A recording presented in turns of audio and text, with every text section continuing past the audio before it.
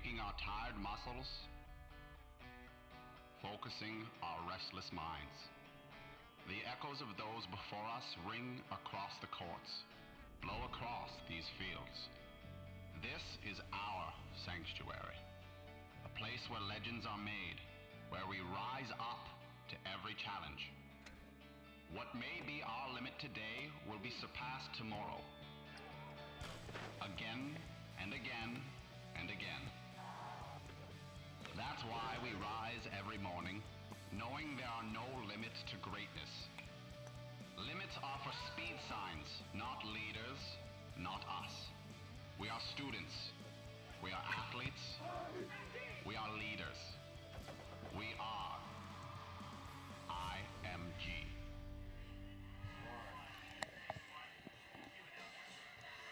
And good afternoon and welcome to IMG Academy Field on the campus of IMG Academy in Bradenton, Florida for the U.S. Lacrosse USA Spring Premiere, getting ready for our first men's game of the weekend. This between the U.S. men's national team and taking on defending champion University of Denver men. Alongside my broadcast partner, Corey McLaughlin, I am Ryan Sudol, and had a little bit of a weather delay yesterday with the women. They carried over into this morning, but the field is in great shape, Corey. And what can we expect to see from these two teams as far as what to expect from your defending national champions and the best team in the country?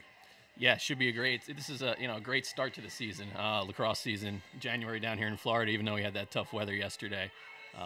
Should be good today, and yeah, like you said, best team in the country, Team USA. This is their kind of first event. Looking forward to the 28 World Championships, and for Denver, defending national champion, coming off their first national title under Bill Tierney. And the U.S. men's national team, their starters will be number 1, Marcus Holman, number 2, David Lawson, number 3, Rob Pinnell, number 12, Ned Crotty, number 14, Drew Adams, number 17, Joe Fletcher, number 22, Casey Powell, number 26, Tom Shriver, number 33, Michael Evans, and number 55, Tucker Durkin. The guys that we're going to be keeping an eye on for sure, number 55, Tucker Durkin from Johns Hopkins and the Florida Launch. He was named Outstanding Defenseman at 2014 FIL World Championship, first team All-Pro in MLL the last 3 seasons, 3-time All-American at Johns Hopkins, and was named the nation's Outstanding Defenseman in 2012 and 2013. Also in that starting roster, number 3, Rob Pinnell from Cornell and the New York Lizards, Team USA's leading scorer at the 2014 FIL World Championships with 32 points, 17 goals, 15 assists in 7 games. Also named Outstanding Attackman at the World Championship. And from those two guys, you got one in a fantastic attacker in Rob Pinnell and one in a outstanding defenseman in Tucker Durkin. What do they bring to Team USA that is going to really frustrate Denver today? I mean, they were key cogs in that 2014 World Championship. Durkin is just, he's an all-world defender. He was all-world in those games. And, Pinnell, same thing on offense. He's a prototypical ex-attackman. You'll see that kind of all day today. See how much time he splits with Jordan Wolf. That's an interesting thing to watch. And Durkin is one of the premier defenders around. Actually just got a coaching job at Bryn Athyn outside Philadelphia, too. And looking at the University of Denver men, the Pioneer starters will be number 10, Colton Jackson, number 11, Jack Bobzian, number 15, Christian Bergdorf, number 16, Alex Reddy, number 19, Brendan Bomberry, number 23, Nate Morano, number 40, Connor Canizaro, number 47, Jake Nolan, number 52, Pat Carroll, and number 57, Colin Wolfer, the guys we were going to be keeping an eye on. Trevor Baptiste is a guy that did not come with the team, but one of the more exciting players I know that you were looking forward to seeing. Today, though, we'll be keeping an eye on Connor Canizaro, number 40, the junior from Cazenovia, New York. First-team All-American after transferring from Maryland, where he was the ACC Freshman of the Year in 2014, set Denver's single-season scoring record with 90 points, had 57 goals and 33 assists. Then on the defensive side, definitely going to keep an eye on Christian Bergdorf, second-team All-American in 2015, Big East Defender of the Year, started 37 games over his first 2 seasons and caused 7 turnovers during Denver's NCAA championship run last year. And then also going to be keeping an eye on the senior number 11, Jack Bobzian, an experienced part of the Denver offense, missed some time last season after getting appendicitis, and his production really suffered. What do you think we can see from him as a healthy addition to the Denver team today? Yeah, he's one of the will be one of the key pieces for them today, considering the amount of guys that Denver is without today. There's 11 guys that didn't make the trip with the Pioneers this weekend. Trevor Baptiste and Zach Miller and Tyler Pace among them for academic illness and injury reasons. So Bobzian will be a definite part of that. Cannizzaro, one of the best players in the country. He'll be a Tewaaraton candidate all season long. And again, I know we've had a large audience for some of the women's contests over the last 2 games, last night and this morning. Saw the U.S. women's national team beat Syracuse, again, one of the better programs, and also the University of Florida last night. Team USA able to run over them. This, though, for those that watch those women's games that are tuning in for the men's games, a completely different game, Corey. Yeah, it's a different game. The one thing that is similar today, which is interesting, is the field dimensions are the same under FIL rules for the first time. At this event, it's the first time I've seen it. So that's similar.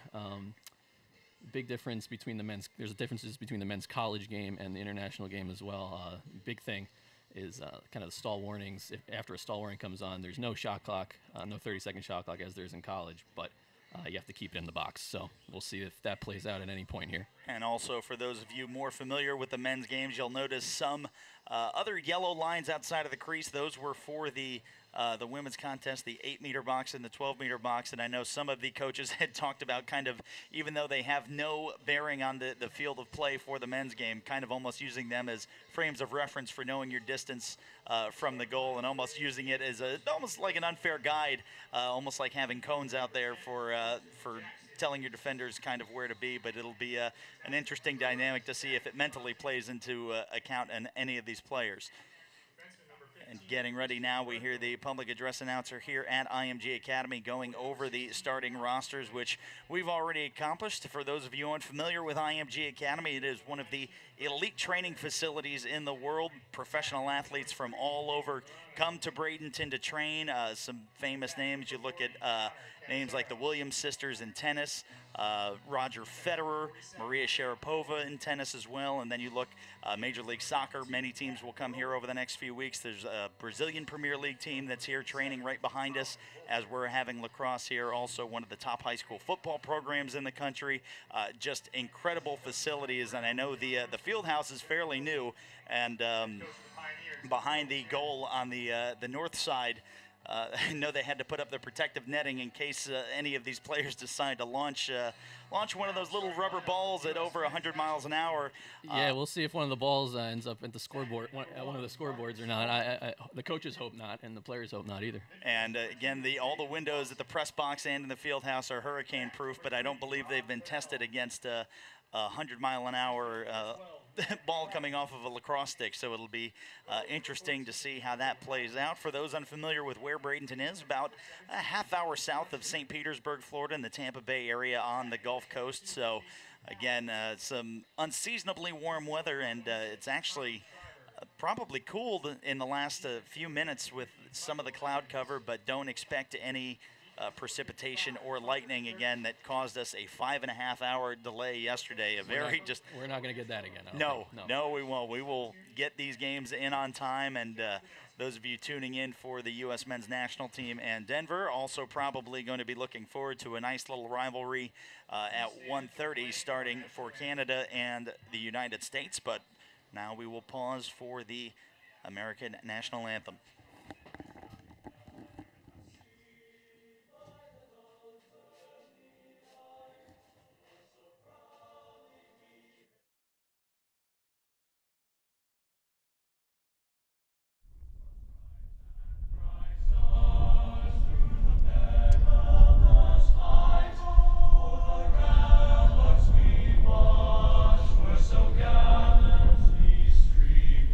And the rockets red.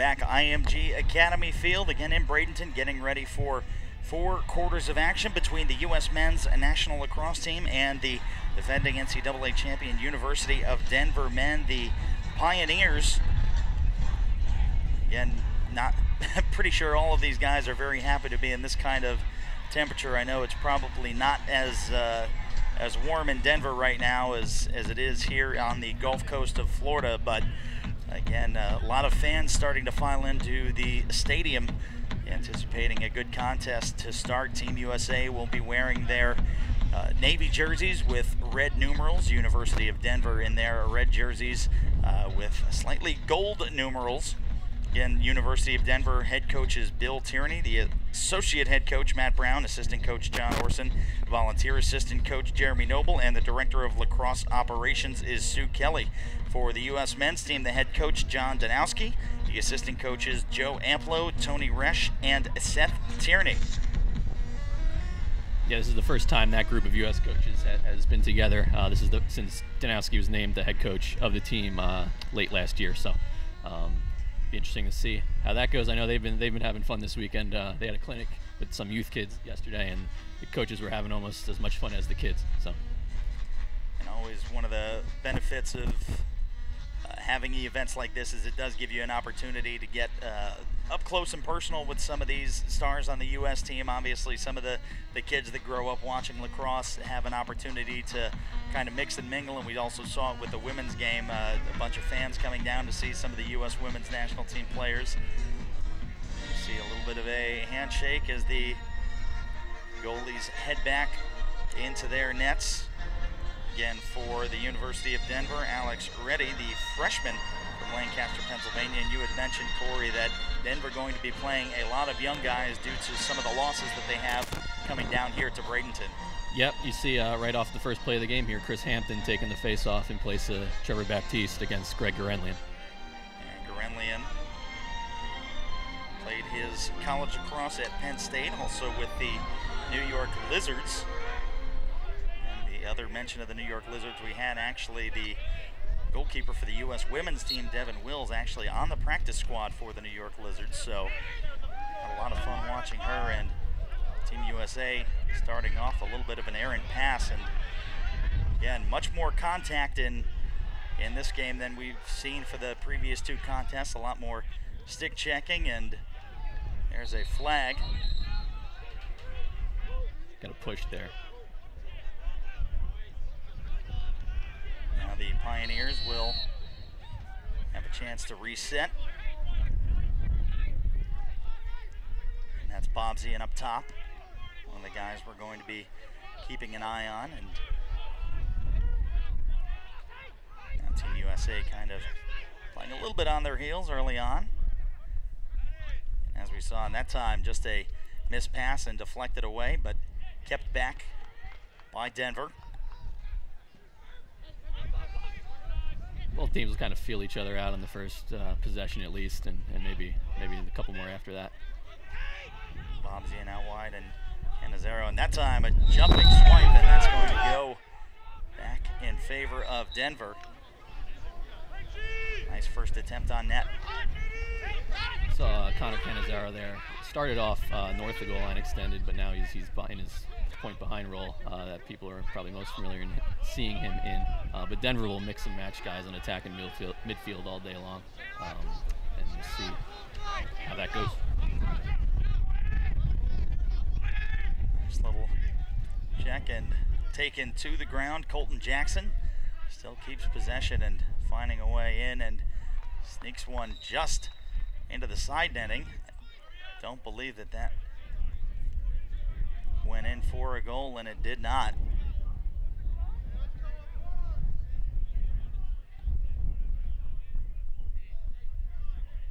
Substitutions for Team USA. And again, Denver dominating so far this first 2 minutes that we've seen. Got a man up here for Denver.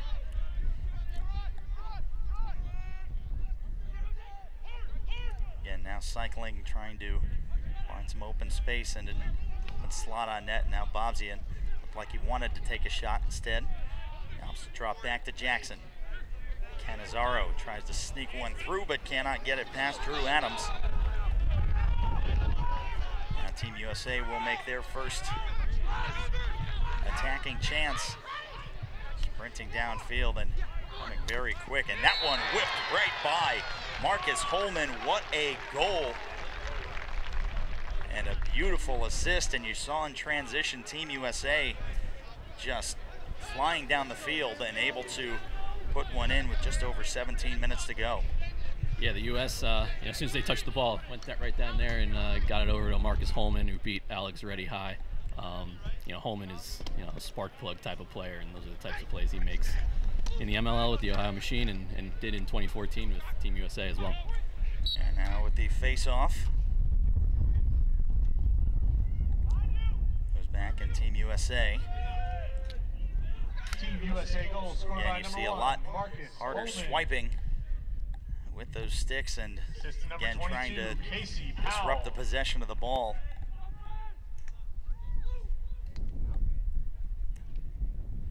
And as far Nice as little ground ball battle there. Sorry, Ryan. no, it's okay. As far as physicality goes, again, the women's game, very, very little contact, but the men already seen more than double the amount of people go down to the turf. Again, just a very, very physical game, very high pace.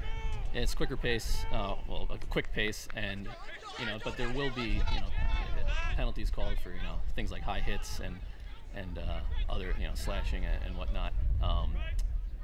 There's been an emphasis on safety with hits to the head in recent years. Yes, among all sports, be it hockey or football, obviously the NFL with their big concussion movie that just came out, everybody taking brain injuries very seriously, as they should, especially with some of the lower level and youth sports. Now Denver trying to put another shot down. That is number 7, Jake Woodring, the junior from Eden Prairie, Minnesota. It's another young guy, who hasn't seen much action for Denver in his career so far. Now again, you see Team USA very quick in transition. Winds back up and creating their own space and whips through, and a nice save by Reddy. Looked like it was just going to sneak inside the right post and knocked away.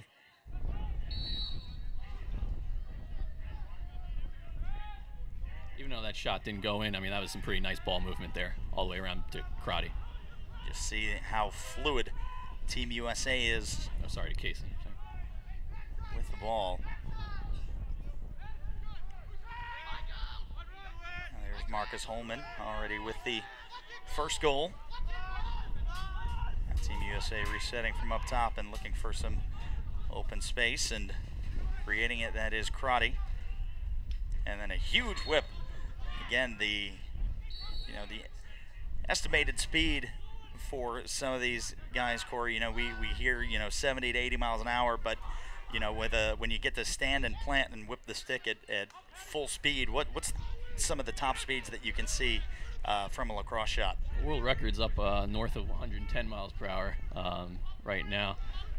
If I'm the goalie, Alex Reddy, and this is my first college, kind of real college game, and you're facing Team USA, not the easiest task in the world, but a great test for him headed into the college season. One of Denver's big question marks is who's going to be the starting goalie this year after they've been pretty solid in goal for the last couple of years. And that one just going wide, number 23, Nate Morano. Again, another freshman from Tustin, California. And very intimidating, even though you are the defending national champions, to have your first contest of the season be against the country's best team and some of the best in the world. It's got to be a little bit intimidating, but at the same time, you're here trying to probably impress some of the coaches that are keeping an eye on some of the young up-and-coming talent in the lacrosse world. Yeah, definitely for Denver. They just got back to school last week and have had 3 practices before this game, so they're working through it. It's very early in the semester for them.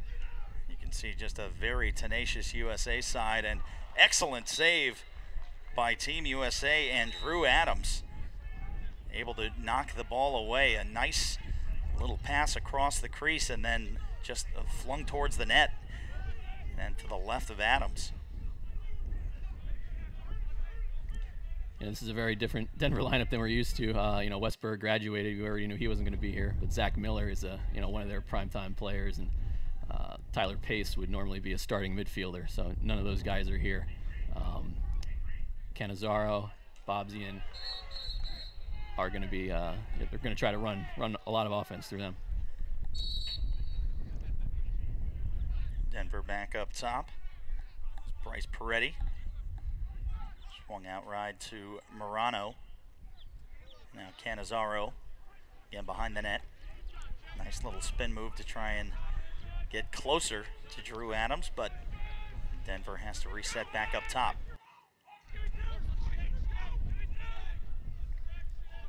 Again, Peretti trying to find space, maybe cut a hard angle shot, and Canizaro behind the net trying to get a little wraparound whip, instead taken up and restrained by Drew Adams. See if U.S. really continues to play loose here early on.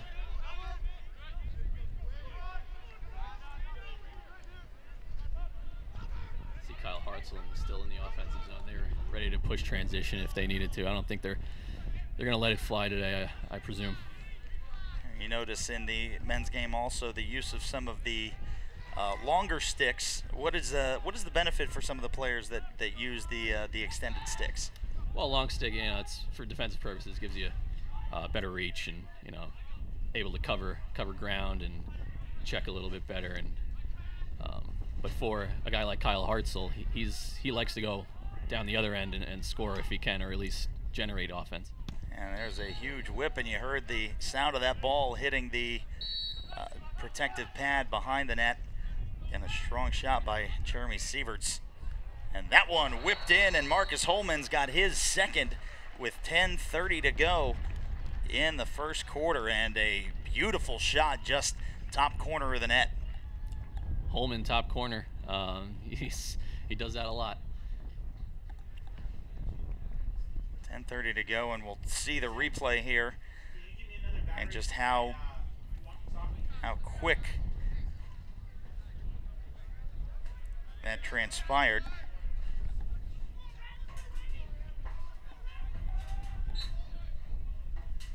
See off the restart. Holman bumps out. A lot of space. Buries it. Now Team USA off the face-off.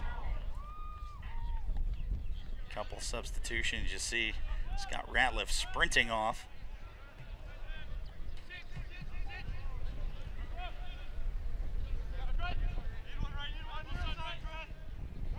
Looks like Christian Bergdorf matching up with Rob Pennell, at least early in the possession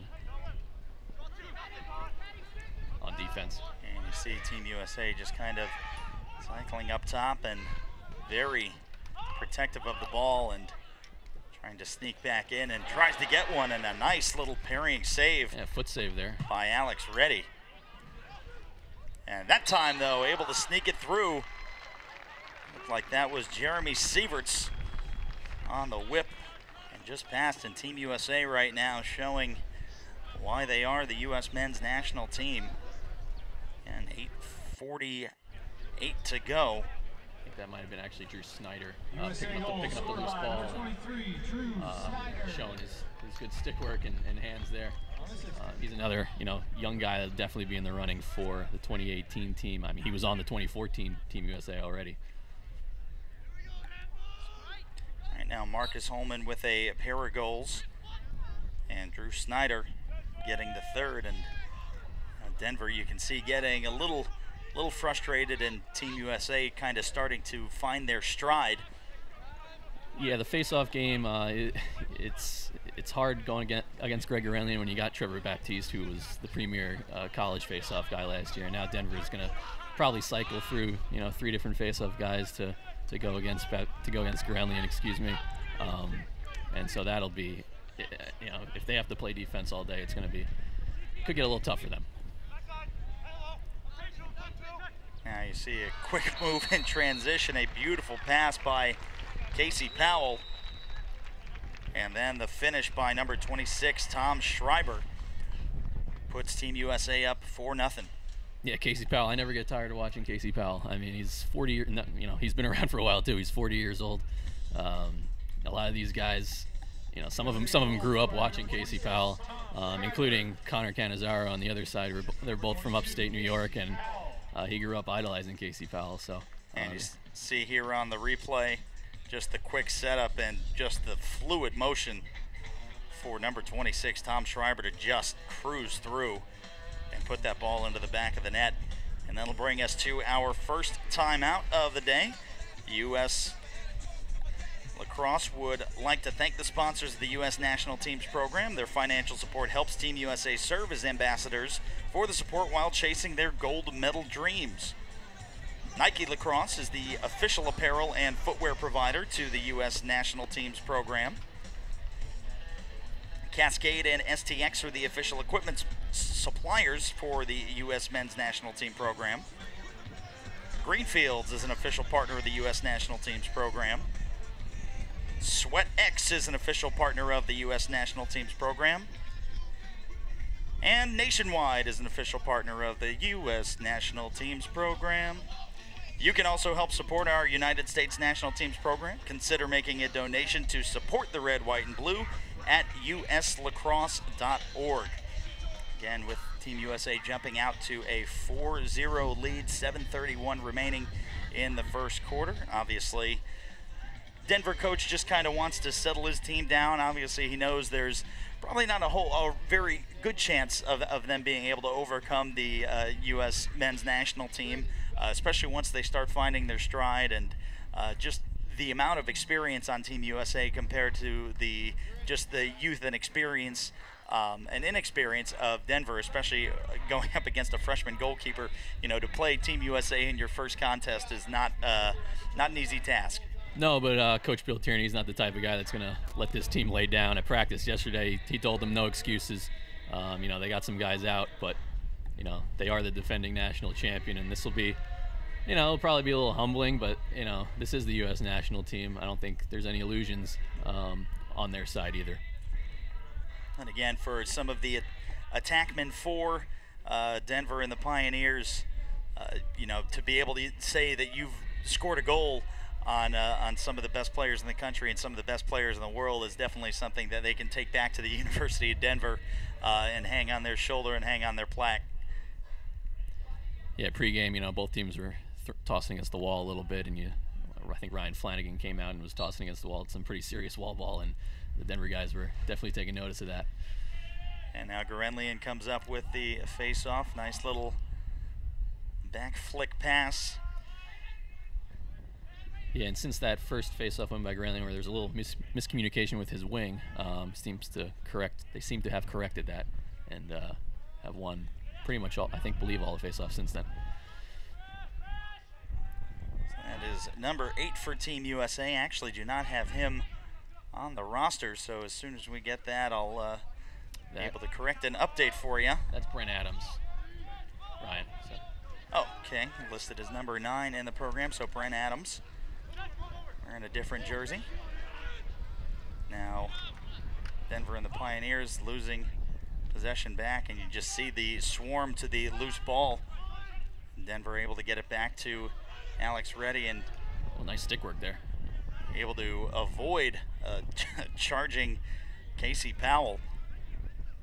And Denver with a chance to create something from... I was going to say, see how they do on the clear, but the ball gets batted down there. Holman gets a stick to it pretty quick and deflects, and it'll be awarded back to the Pioneers. See Marcus Holman just in almost a full sprint all the time. Went to University of North Carolina, again one of the premier programs at the collegiate level, playing for the Ohio Machine. Holman showing no matter how good you are in offense, you know, get out on the ride and, you know, don't make it easy on the other team to get the ball down the field. Now that one going to bounce out, tries to be saved, but awarded back to Team USA. The starting attack of the U.S. is incredible with Pennell, Holman, and Casey Powell. And now Pennell winds one up, and that one saved by Reddy. Able to adjust his stick, and excellent save to keep this only a 4-goal game. Right, Jordan Wolf was actually substituted in for Pinnell on that possession. Canizaro cycles back over to Jeremy Boscher and looking for some room up top, and again, just very tight, high-pressure defense by Team USA on the perimeter. And now Denver, though, winds one up, and a beautiful save by Drew Adams. Yeah, that one was definitely all the way along the ground the entire time, and Adams was low early on that. Team USA in a full sprint and trying to extend that lead. Just under 5 minutes remaining in the first quarter. Matt Danowski out there now with Wolf and Casey Powell on attack. See a couple of quick substitutions, and then just subbing in Tom Schreiber. But at a full sprint, looked like he maybe wanted to wind up a little bit and take a shot, but Denver well protected.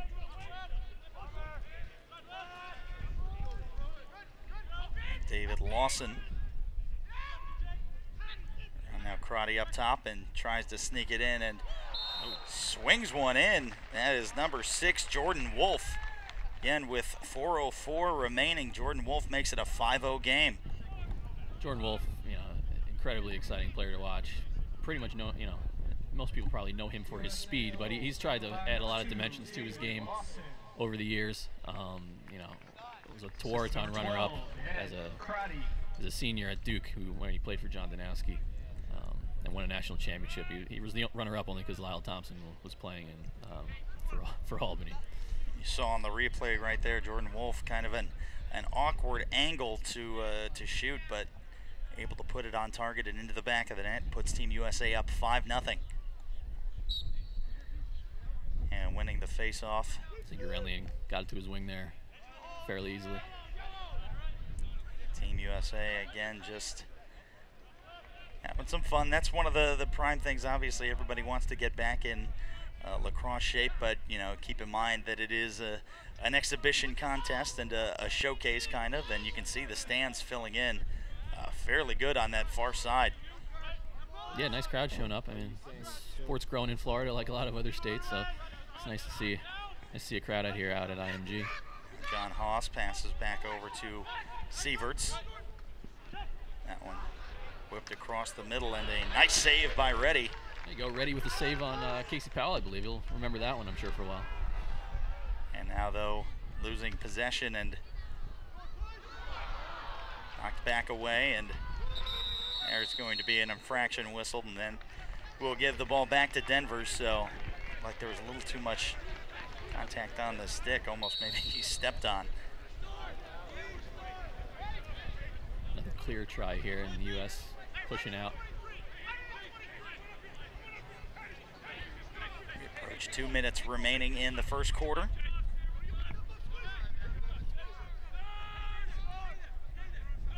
Denver still off of the scoreboard, trailing 5-0. Canizaro looking for an open outlet. It's the first time Denver's had the ball in a pretty long time, so see if they try to at least swing it around a couple times and get the ball in their sticks a little bit before they try something. Back to Canizaro in behind the goal, trying to get forward, but Tucker Durkin's a tough matchup, no matter who you are, for Canizaro, but we'll watch that as that unfolds. Now Joe Reed for Denver. Looks like they're going to have a chance close to the net, as Canizaro trying to spin around and again get an open lane. Oh, and a flag thrown. On Durkin there on the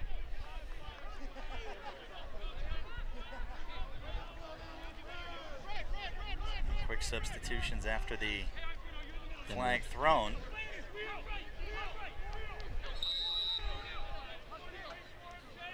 Sorry. Canizaro. USA penalty number 55, Tucker Durkin, 1 minute, slashing. Hear the call, Durkin getting a minute for slashing, so Denver with a man up and definitely their best opportunity to score. That depleted U.S. men's side. Canizaro, Bobzian up top. Now Bobzian gonna take a look. Canizaro with an open lane, and The quick one and snuck in. Canizaro feeds to Austin French, and Denver gets a goal. A man up, so a nice little sequence there, and you know, as outmanned as they are against Team USA, when you take a man off of Team USA, you give Denver an opportunity, and that's going to be a good shot in the arm for some of the Denver guys, and that's going to be a goal that Austin French remembers for a long time, a freshman from Danville, California. Yeah, I mean, that's a great ending of the first quarter for Denver. Austin French is a guy who, you know, guys here, guys not here. He probably is going to play a lot for Denver at some point this year anyway. You see he was on the finishing end of the feed right there. He'll probably play some attack in midfield as the season goes on. Again, seeing a lot of contributions from everybody right now. The 2 goals coming from Marcus Holman, and then Snyder, Powell, and Wolf for Team USA, and then the penalty to Durkin was able to get Denver a man up, and then finally finding the back of the net. Looked like Connor Canizaro wanted to take a possible shot, but a very unselfish move to notice his open man Austin French, who was able to just bounce it right past Drew Adams. Yeah, I mean, Canizaro is a very unselfish player. He's the type of guy that Denver, you know, before he transferred to Denver hadn't had a guy like him in the past, who, as far as an explosive guy who can really dodge and kind of initiate everything for the rest of the Denver offense and all the crafty, you know, Canadian type finishers that they have. So he's a great player to watch. I'm curious to see how he develops along the course of the season. I mean, he's already had 90 points in his first season with the Pioneers, so I wonder if he'll top that, and if he does, Denver probably has a pretty good shot of winning the title again. Again, always typically in American lacrosse, you know, for some of the college programs, you hear about your University of Virginias and your North Carolina. So to see somebody winning a national title off of the Eastern Seaboard, because whenever you tune ESPN on the weekend, it's usually a matchup of some of those Northeastern teams, and for a team like almost 1,000 miles off the coast, it's a very impressive feat. Yeah, for a non-lacrosse audience, you hear the name Denver, and it kind of raises a couple eyebrows, and you explain to people, you know, what happened and the type of coach that they have, the type of program they've built. And that's a good thing for lacrosse as far as getting the word out on the fact that a team from Colorado is a national champion. They were the first team, not connected to the East Coast to win a D1 title, so D1 men's title. Northwestern did it on the women's side.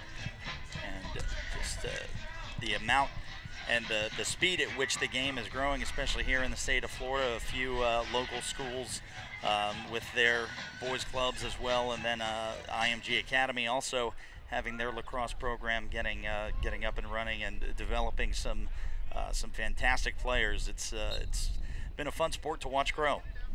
See Brendan Fowler out here on the face-off for the U.S. He wins his first one.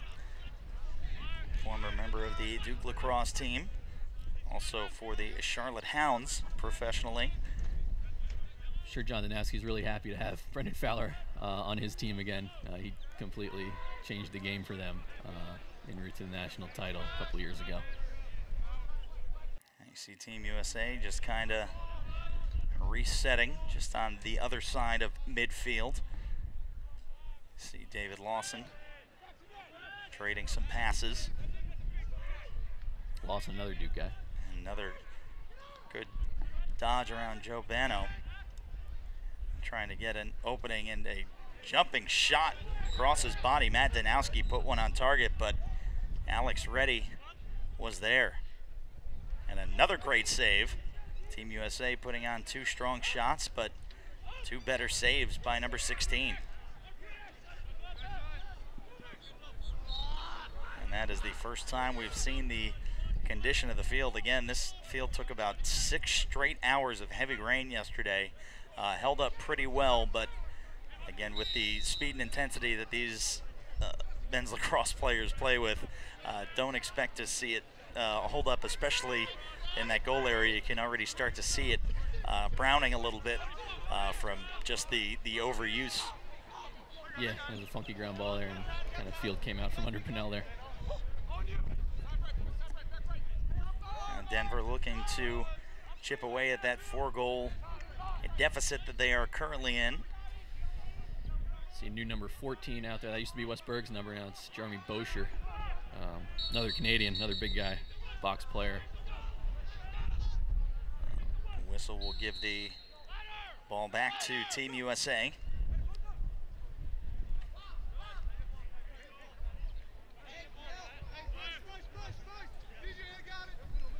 And a slow jog. We've seen some full sprints, but again, Team USA just kind of taking their time, and Brent Adams trying to break through. Again, those yellow lines around the goal, nothing to do with the particular men's contest, but gives you a good frame of reference. That outside yellow line is 12 meters away from goal. The inner one is 8. Yeah, some of these guys might think that's the MLL guys might fashion that a 2-point line, but it is not. And a nice pass and shot back over the head. Looked like that might have been number 4, Matt Danowski, making it. Yeah, Schreiber threading the needle there out of the midfield. He's got incredible feeding skills out of the midfield. Did it all the time at Princeton, and had some injuries towards the end of his college career and early in his MLL career, but really got it together and got on a roll last year for the Machine. We got into the playoffs.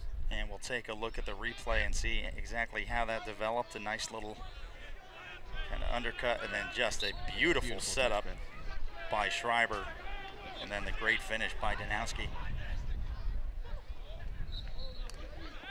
And a quick restart again. Team USA winning the face-off. Now from behind the net, that was Jordan Wolf. And back up top. Goal scored by number 4, Matt Danowski. Assist to number 26, Tom See Denver Schreiber. again, a little bit on their heels.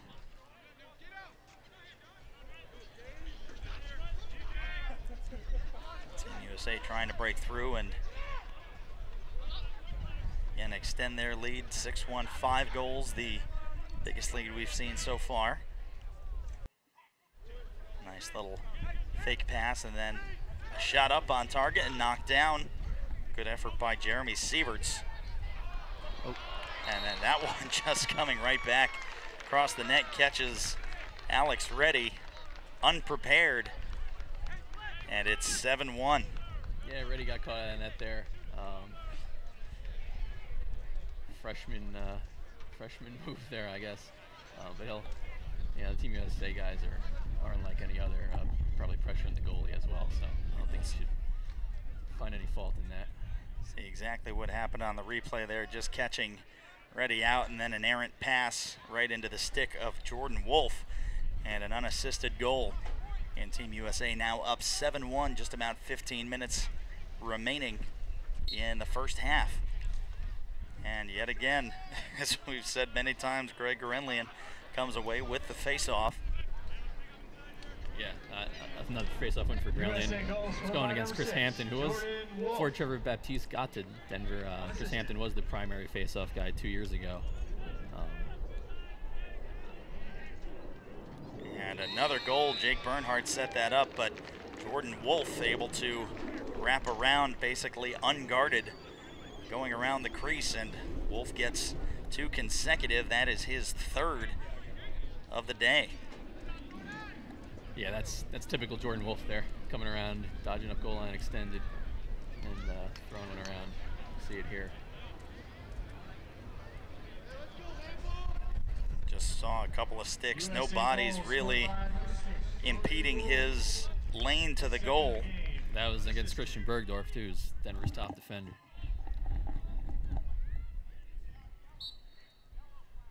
Gorenlian fighting for it.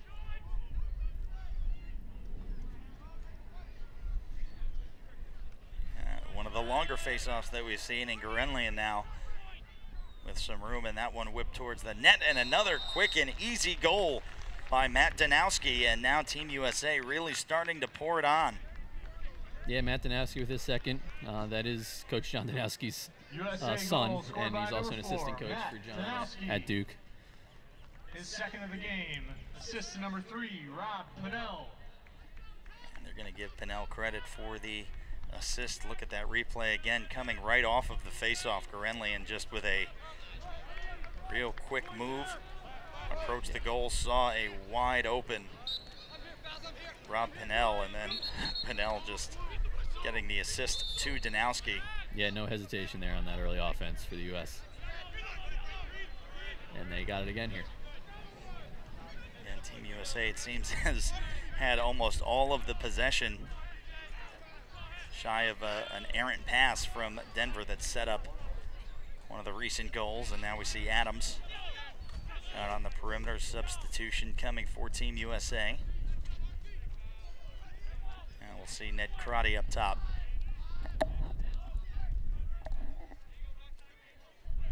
See a freshman defender, Dylan Gaines, in there for the Pioneers. He didn't start, but he's in now. Now another quick goal for Team USA. Number 26, Tom Schreiber, puts Team USA up 9 goals. It's 10-1 with 12 to go. Schreiber, you know, is one of the. They'll build around him for the 2018 team, I think. He's definitely in that next generation of U.S. players. Like, see him here, just driving in the net. We did an instructional shoot with him yesterday, and it took him about 10 minutes before he missed a shot. So, and he hadn't even warmed up pretty much. So, and very fun to see. Also, when you have teams like this, we saw it actually with the IMG football team, where a coach actually scheduled IMG knowing they were going to lose, but it was one of those things where they wanted to see where their team's weaknesses are, and what better way to find out how, you know, the best collegiate team in the country in Denver, you know, a way to kind of find out where you need to improve by playing the best team in the country. Yeah, I asked Coach Tierney about that yesterday, actually, and he said, you know, it's a great honor to play the Team USA. That's the truth of the matter, and you know, if Denver didn't take this opportunity, another team would. So he knows what he's doing. He's been around the block a few times. I mean, they haven't put much stuff in yet since getting back to school. So, like you said, only 3 practices before getting down here to Bradenton. So, again, just to be able to say you played against, you know, Team USA at any level of any sport is always seen as a you know, big opportunity that not a lot of people get. And then the quick swing, and that one just bounces through the legs of Reddy, and another goal for Tom Schreiber. Yeah, Schreiber showing finishability inside too. You know, off-ball cutting. In addition, you know, a lot of people know him for his passing out of the midfield, but you know, if you're leaning on him to pass, and then he does those sorts of things, it's going to be difficult to stop. USA goal scored by number 28, John Haas. Assist to number 4, and Matt a great Danowski. pass that set that up by Danowski. Yeah, quick, you know, very limited motion there from Danowski, feeding into the middle. Very surgical to find Tom Schreiber, and then Schreiber just putting it into the back of the net with ease. And although we see a blowout here right now at Bradenton, the 1:30 game probably going to be a little bit closer, I would imagine, between the Canadian national team and the United States national team and their U19 programs. You're calling this one already? Are we looking for the second game already? Yeah, but that one, Canada-US, you know, that U19 game should be a great one. You know, rivals they will play at some point in the World Championship this summer. Just a matter of what for and when, and they'll play an exhibition here. And that one skips through, and a bouncing ball. Ned Crotty, it looked like Matt Danowski going to get credit for possibly another assist, but Team USA, again, much like they did yesterday morning, putting on a clinic. Just about 9 minutes remaining. We'll take a look at that replay again. Just so fluid with the ball and such good control and crisp, clean passing. See Coach Danowski there. He's had these guys loose all weekend. You know, he's first time together with this coaching staff of Joe Amplo, Seth Tierney, and Tony Resch. Amplo and Tierney both were Hofstra coaches at one time, and Amplo played for Danowski at Hofstra. So I know they're having a good time this weekend. Heard the word Turnpike guys a couple times, which was reference to Hempstead Turnpike on Long Island, where Hofstra is. Playing at Seward Stadium. Also home to a big rival locally in the New York Cosmos on the campus of Hofstra in the North American Soccer League. Again, I know there's a lot of people tuning in from all over the country to watch this University of Denver team, as well as the men's national team. Thanks for, again, spending your Sunday morning with us. Hopefully indoors, because I know if you're not in Florida watching, it's probably not an ideal temperature. Yeah, for lacrosse fans, this is, for January, a lot of lacrosse fans are used to February lacrosse, perhaps in some snow and cold weather. This is a great event and a great place to have an event early on in the season. And the flag thrown as Marcus Holman falls to the turf.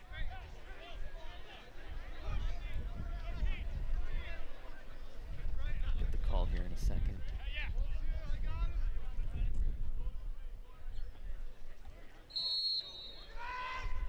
Team USA. Denver penalty number 28, Dylan Johnson, 30 seconds, technical, pushing. And a pushing call. There's a push there. The technical fouls in FI and international play, they release. The personal fouls don't release, but that one would release even if a goal was scored there. Lucky for Denver, though, able to get the ball out. Taking a charge down the far side for the Pioneers. Now possible chance, Jack Bobzian. And behind the net and passes back to Canizaro. And Canizaro already with a fantastic assist early on that set up that first goal, the lone goal for the Pioneers. And there's a flag and tries to underhand it in, and play will be blown dead. Have a slash on Tucker Durkin there. That Denver will be man up for a minute. Again, Denver last time they were a man up, able to get their first goal, that right at the end of the first quarter. Now just about under 6 minutes from halftime.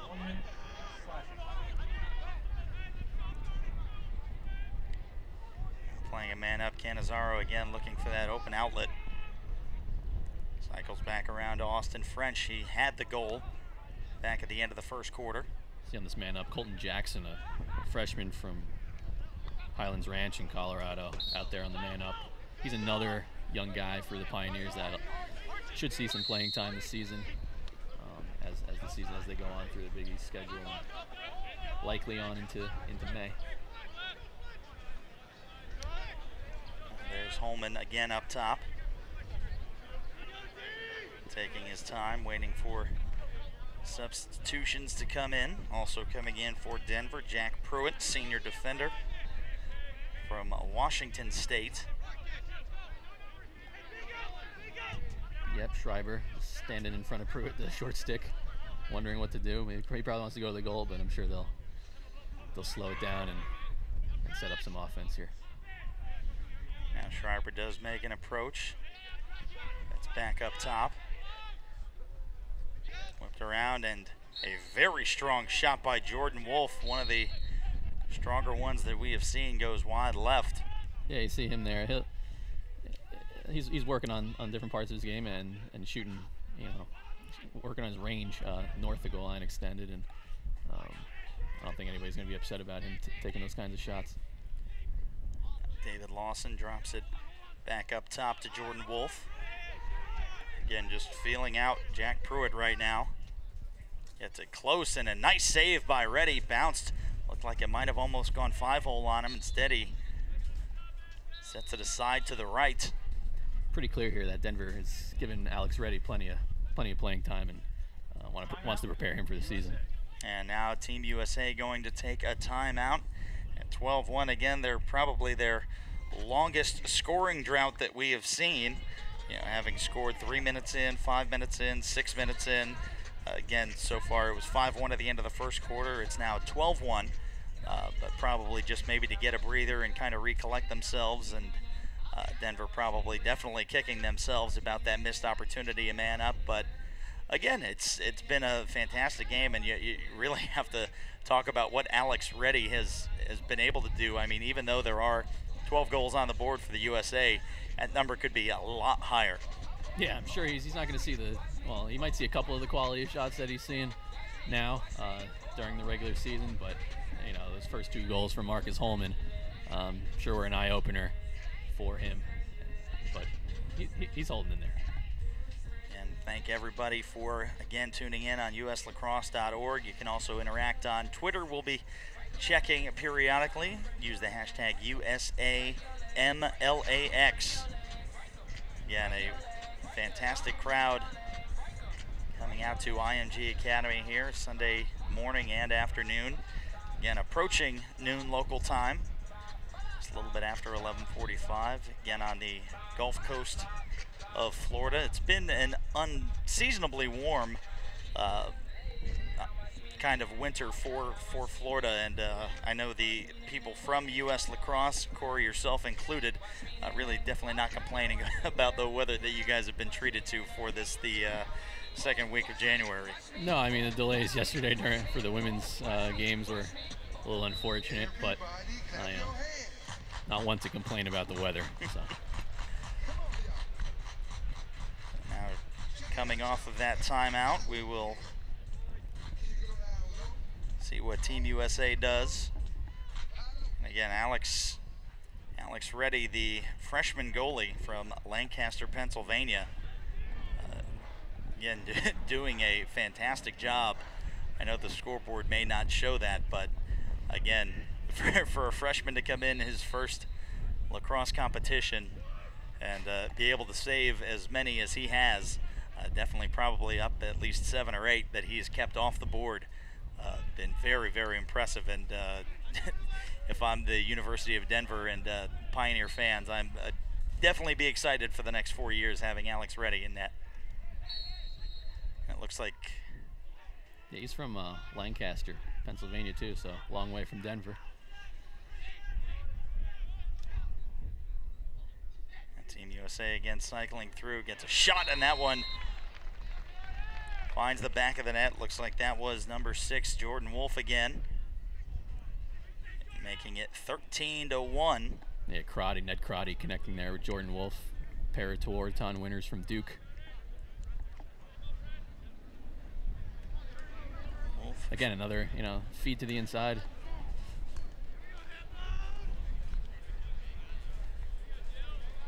Just look at that movement, that passing, just... Yeah, they're getting in close. Crisp straight lines, and again, Crotty with a beautiful assist. Puts Team USA up 13-1. USA goal scored by number 6. Brendan Fowler from Duke. Now the Charlotte Hounds with the face-off win there. You see him bringing it back to Drew Adams, who will start bringing it back down the other way. Justin Turry, the first time called his name today. Now back in, and it sneaks another one by. A beautiful assist. Great finish, Casey Powell. And the Syracuse grad makes it 14-1. 2 minutes remaining in the half. Take a look at the replay, and again, just see how that developed. USA goal scored by number 22. See a nice one-hand grab here, jogging it in. Assistant number 10, Justin. Casey Powell is not going to miss from there. He's made those shots with his eyes closed and probably backwards at times.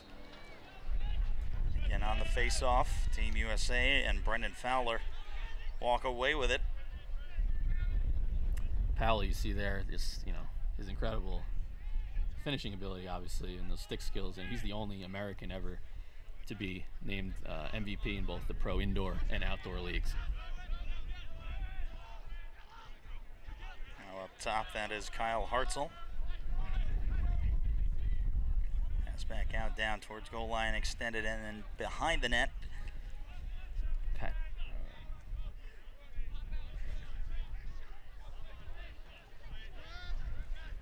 Sievert's up top again, knowing there's just about a minute left. Maybe let some more this time run off. Yeah, we'll setting up here for final shot, maybe 2.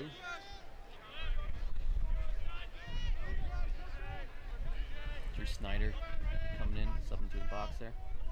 Again, have yet to see the stall warning that we talked about in the preseason.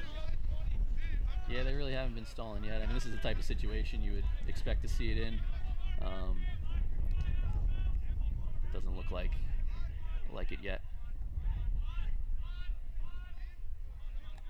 Now making the charge is Sieverts.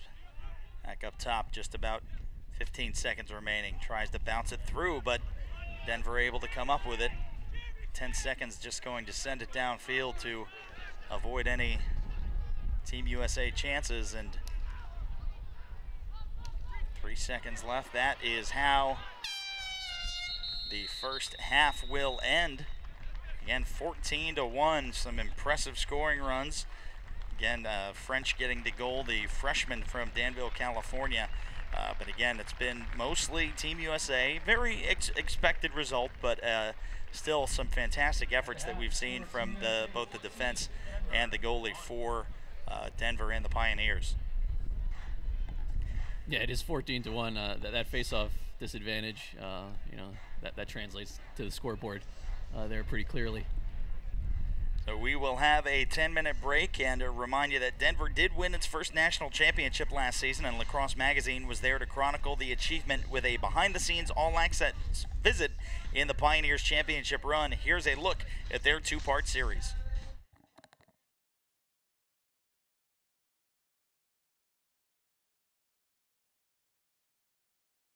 You know, we lost 2 games this year, and when we got back from Carolina after 20 hours on the road, everybody wanted to make the excuse for us. We didn't. We didn't. We lost to a better team that day. When we lost to Ohio State, we had 26 final exams that day. We didn't allow the kids to talk about that to the press. We lost a lacrosse game. And those things, when you face those challenges, that makes you stronger. If everything just flows, then, you know, it's still meaningful, it's still wonderful, but without a little challenge and some setbacks, it makes it, or with some, it makes it more meaningful.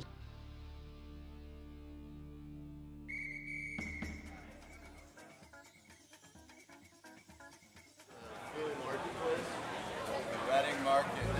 Really? Taros, cheesesteaks. Pretty good, pretty good. Been here about 3 days for breakfast. It's breakfast time here with the boys. This is a group that is pretty loose. They've been loose all year long, but at the same time, they're a mature group in the sense that they know when it's time to really focus. And as we told them from day one in September, you know, enjoy this journey. They've done it. We've got one more day together tomorrow, and we're hoping it's going to be a good one.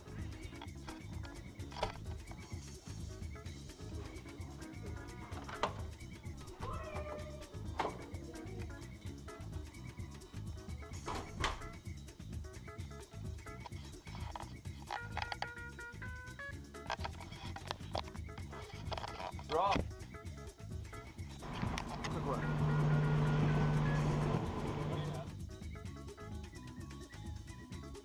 Now. It's a rare Rabel sighting. Oh, that's a beauty. Look at that one right there. It's huge. You can see its teeth.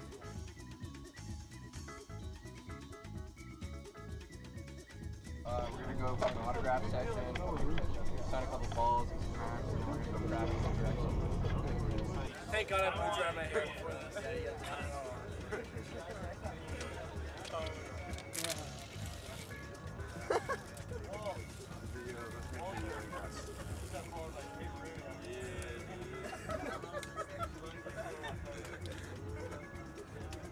Jones, look. What a shot's ready to kill. Oh my God. Wow. I don't know how many kids are going to be there, whether there's one or hundreds of kids, okay? Do what you guys do, make it a memorable experience for those guys, spend some time with them, okay? We're obviously excited to meet you guys and get your autograph, and we'll see how long it takes. We're not staying here. No? Yeah, got a Hattie, get a shot here. Here we go. Boom. Good luck. Tomorrow when you score, we're flexing, baby. We're going to be flexing it out. Boom. 34, 44, boom.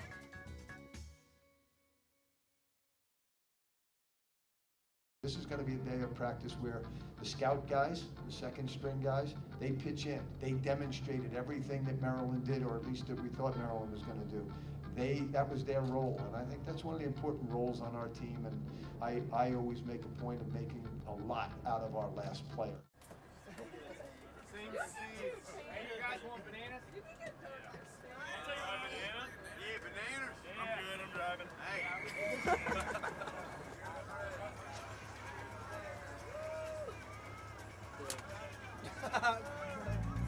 There's really no thought process as soon as you jump on there, but once you're on, you kind of have that mini freak out, like, I hope I don't get caught at the bottom of this. See, I disagree because I'm always conscious of the fact that we're wearing cleats. Oh no. So I try, when I jump, I try to land on somebody with my body as opposed to like landing with my feet. When the dust settles though, I realize how lucky we are to have been in that dog pile with helmets on.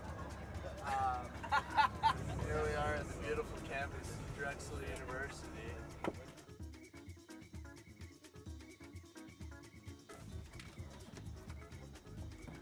Volta. Volta.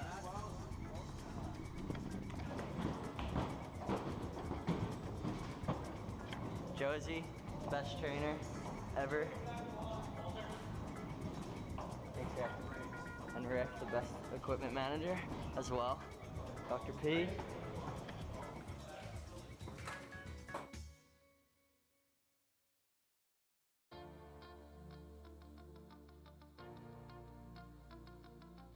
The difference on Sunday, we came over for the autograph session. We went right to Drexel and met with them.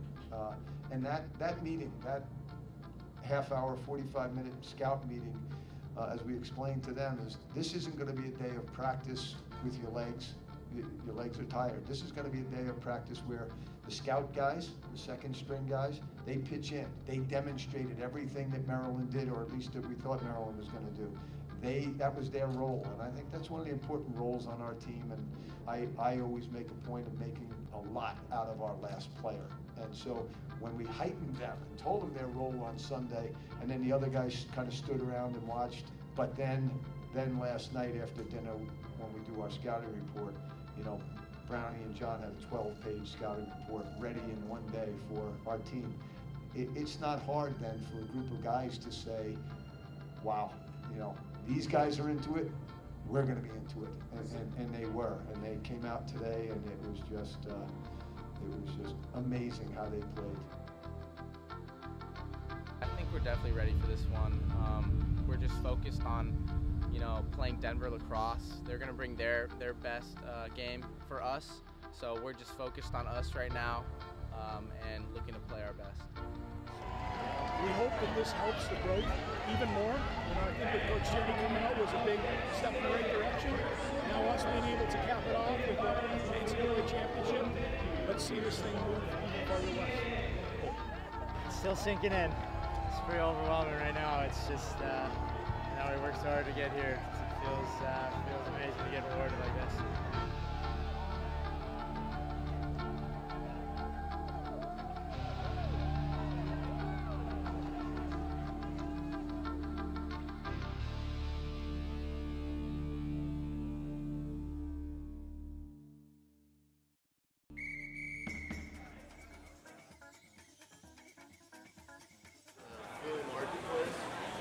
Reading Market.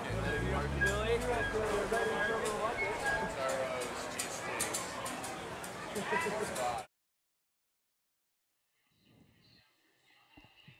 And welcome back to IMG Academy Field on the campus of IMG Academy in Bradenton, Florida. Ryan Sudol and Corey McLaughlin getting ready to bring you a second half action. Again, the first half just riddled with USA goals, 14-1. The score at the half. Again, USA scored the first 5 before going a man down and then allowing the freshman Austin French to put one into the back of the net for Denver. And then again, it's just been all Team USA since then, scoring 9 more consecutive goals. Again, it's pretty spread out as far as who has been finding the back of the net. Started out with Marcus Holman, then Snyder, Powell, Wolf, and then Danowski and Wolf kind of trading back and forth a little bit, and then Schreiber and Wolf, and then Powell getting that last goal just before the end of the half. So, again, a very impressive performance, and just looking on some of the people commenting on Twitter saying just how good it is to see Team USA actually sharing the ball. Yeah, this type of game you would hope for that to happen, and they're spreading the ball around. Seem to be playing pretty free and loose out there, right off the jump, and taking advantage of a an undermanned Denver team. If you missed it, at the start, they're down 11 players. Including Trevor Baptiste, Zach Miller, Tyler Pace are all starters for them. They're among 11 players that didn't make the trip here for a variety of reasons. Illness, they had a kind of a flu bug going through, academics, and injury, as well as what Bill Tierney said, a combination of all of those. Again, appreciate you guys tuning in. Again, a very good crowd here. Obviously, looking a little bit thin right now as people went to go hit the concession stands and some of the gear. Obviously, a lot of good U.S. lacrosse gear being sold with the Nike lacrosse sponsorship stuff. And again, a bunch of local clubs and local teams also showing up to take in probably some of the best lacrosse they're going to get a chance to see in person anytime soon. So just a great, very diverse crowd from both parents of the Denver kids, as well as the Canadian team, the U.S. U19 team, and then also just fans of the sport. Yeah, actually seeing the crowd right now, the U.S. under-19 team going down from the stands, probably to near the locker room to prepare for their game against Canada coming up here after this one. Nick Myers and wants to really stress the connection between the U19 and the men's senior team, kind of build that up a little bit. So I'm sure he had those guys watching, maybe taking some notes on, like you said, some of the ball movement and some of those things going on. Get ready, 40 minutes away from the conclusion of this. Again, yesterday had to withstand a 5.5-hour weather delay. Luckily, did not have to worry about that today. Great weather. The Syracuse women opened up the day taking on the U.S. women's team. Again, a split squad as they're getting ready to have some of their cuts before they make a European tour. Again, making quick work of the Syracuse Orange. And again, though, obviously Syracuse with losing one of their best attackers to the U.S. women's team. So getting ready for the opening face-off, and there you go. One to Chris Hampton on a procedure there. The thing about international rules is, on the face-offs, it's not like the new NCAA rules where the guys go down and then the official puts the ball in. It's kind of the older rules where the ball's down there first and the guys, line up around it. A little bit of stick checking, able to get the ball back for Team USA. Looks like we got a new goalie for Denver. Going to be number 30, Hunter Kraut, junior from Naples, Florida, about a 2.5-hour drive south from where we are on the Gulf Coast of Florida. Not a bad place. I've been there before. I believe you spent the holidays there. Yeah, not bad. Team USA, again, completely dominating the first half, but again, Denver, not to take anything away from them, because they're playing as well as they possibly can against some of the toughest competition probably that they will see. Yeah, you see the starting defense still out there for Denver: Bergdorf, Jake Nolan, and Pat Carroll.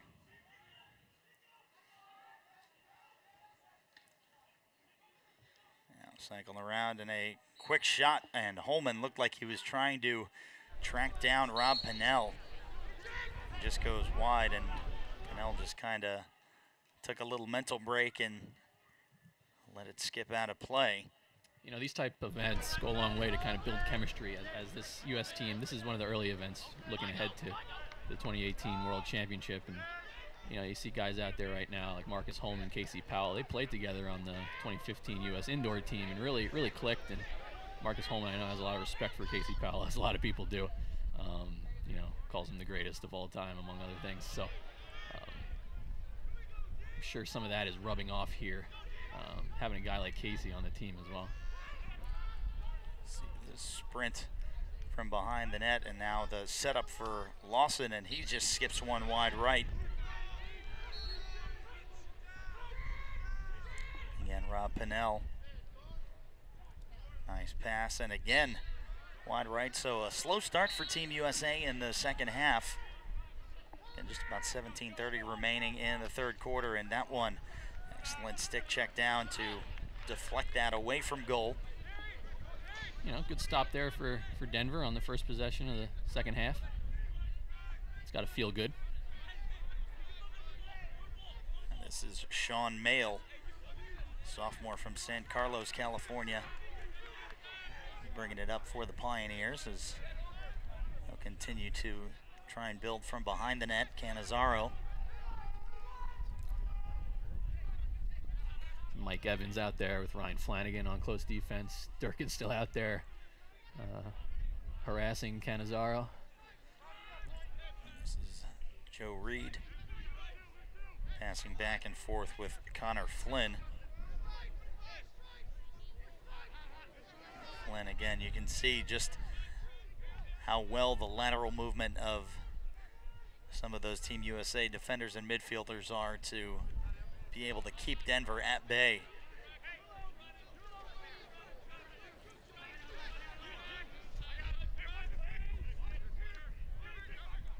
Now Flynn makes a good move and tries to get a shot up and off, but instead has to opt back to Cannizzaro. Yeah, he was trying to go with Jake Bernhardt, short stick there. Jake's younger brother Jared will play in the second game today for the U.S. under-19 team. They're from Florida. Another pass again around.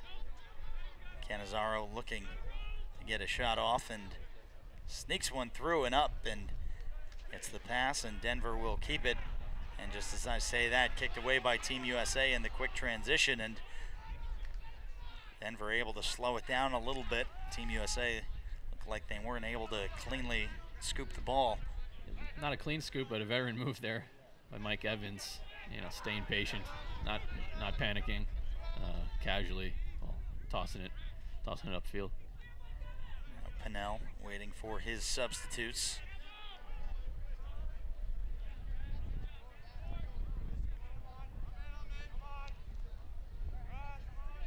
Drew Snyder. A lot of different combinations here. Snyder and Sieverts are on the first midfield, or on the second midfield, and an all-turf midfield to start. And then a beautiful shot by Marcus Holman. Again, that one just skips inside the crease and gets by the new goalie, Hunter Kraut. Just under 15 minutes remaining in the third. Holman started off the scoring in the first half, and he kicks it off in the second. It is now 15-1.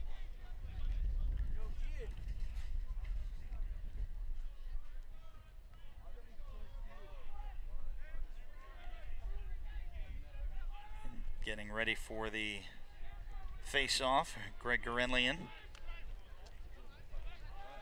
as well as number 20, Chris Hampton, the senior from Bethesda, Maryland. A little bit of a downer in that we didn't get to see the Gurenlian and Trevor Baptiste matchup. For those that aren't as aware, Gurenlian's basically the face-off whisperer of Lacrosse, and Baptiste was one of his prized proteges, who was basically the breakout player of the year last year as a freshman at Denver. Really helped them to the national title. Gave them probably about 8 or so more possessions a game. They got one here as well. Again, Denver, their lone goal coming at the end of the first quarter, trying to add and chip a little bit away at this Team USA deficit. They're down 14 right now. John Galloway in goal for the U.S. here. We'll see if he gets tested. In for the second half. that was the plan, to split goalies. Drew Adams and John Galloway. Galloway now just say a little cold, so that might give Denver somewhat of an advantage, just trying to catch a fresh goalie. Not the easiest position to just sub into, even though it is an exhibition. And Cannizzaro tries to cut one on a hard angle from goal line extended and bounces past. Denver does have kind of a stiff wind behind them, so maybe they've let an outside shot fly and see if they get any extra juice on it. And that one, John Galloway just with ease. He wasn't moving on that one, not fooling him. Fantastic save on Denver's first real attempt on target. Keeps Team USA up 15-1.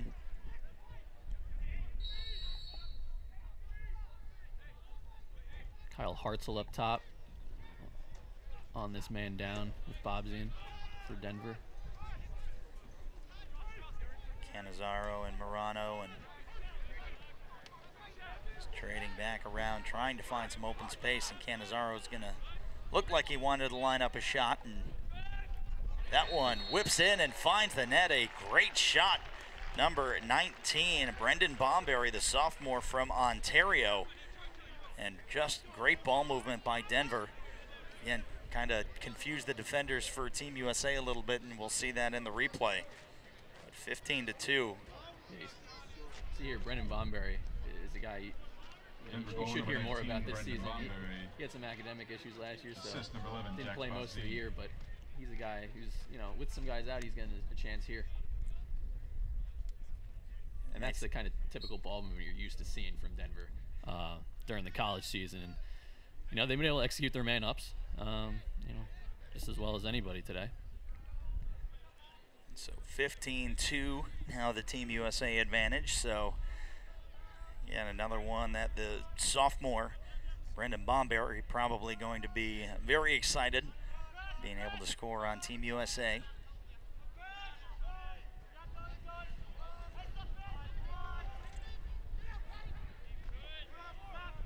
USA, though, will definitely be looking to add to that goal total. Holman tries to sneak it in. Instead, Hunter Kraut looked like he got a foot to it.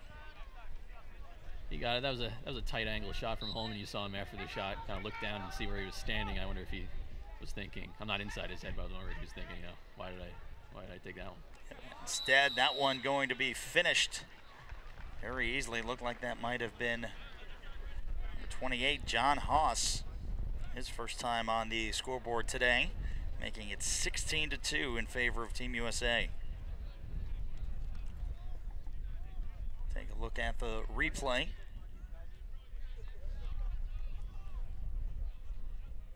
And again, another surgical pass from Ned Crotty, finding the stick of John Haas, and Haas just split those two defenders and found the back of the net. Yep, another unselfish pass right to the middle. That's where you want to shoot from. So 16-2, and now we see Fowler back in for the face-off.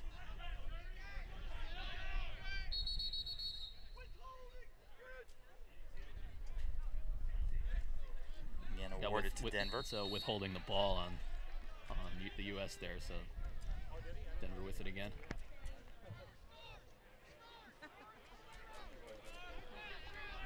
See Nate Morano trading positions with Cannizzaro.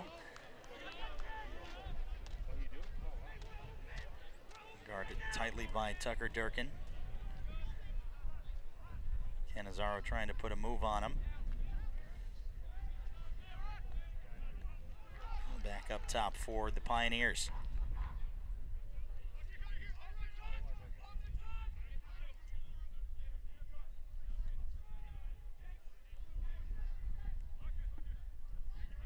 Colin Wolford trying to enter and get a shot off, instead goes back behind the net. Colin Wolford really stepped up for Denver down the stretch of the season last year. He had 6 of his 10 goals were in the last 6 games of the season, and he had one in the title game win. So see if he keeps that going in 2016. Cannizzaro tries that little wraparound move that we've seen him attempt many times today. Again, shut down very easily by John Galloway.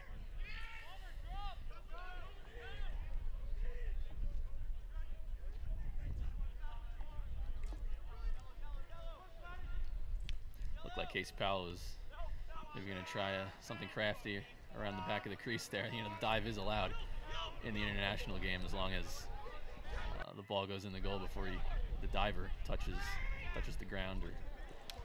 And what a fancy pass by Rob Pennell, a little backhander to try and find Casey Powell, who put one on target, but knocked away by the new goalie, Hunter Kraut.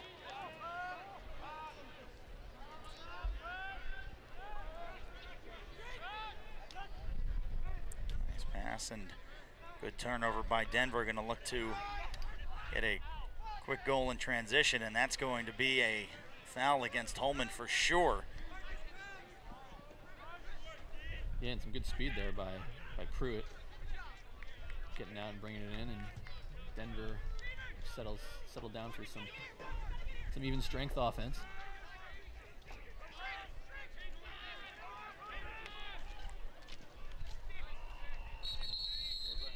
Now that whistle will stop play. And now Holman will get his penalty assessed. Again, took a nice swipe at the leg of Jack Pruitt. 1 minute slashing penalty on Team USA's number 1, Marcus Holman. So now a man up. We'll see if Denver can again take advantage. Converted 2 of their 3 man up situations. Cannizzaro whips across and tries to slide it just under the legs of John Galloway. Instead, taken back away, and you see Team USA quickly in transition. It's Kyle Hartzell and Brent Adams, and an excellent save by Denver and Hunter Kraut. Yeah, nice sequence there. Even though that goal, I mean, that man up didn't result in the goal, Cannizzaro had the entire USA defense moving, and then out a good defensive stop the other end.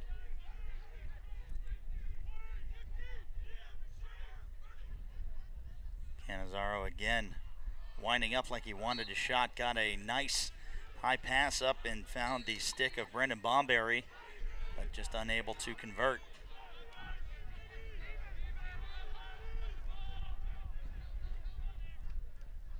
Cannizzaro and tries to skip one through the crease and knocked away wide right.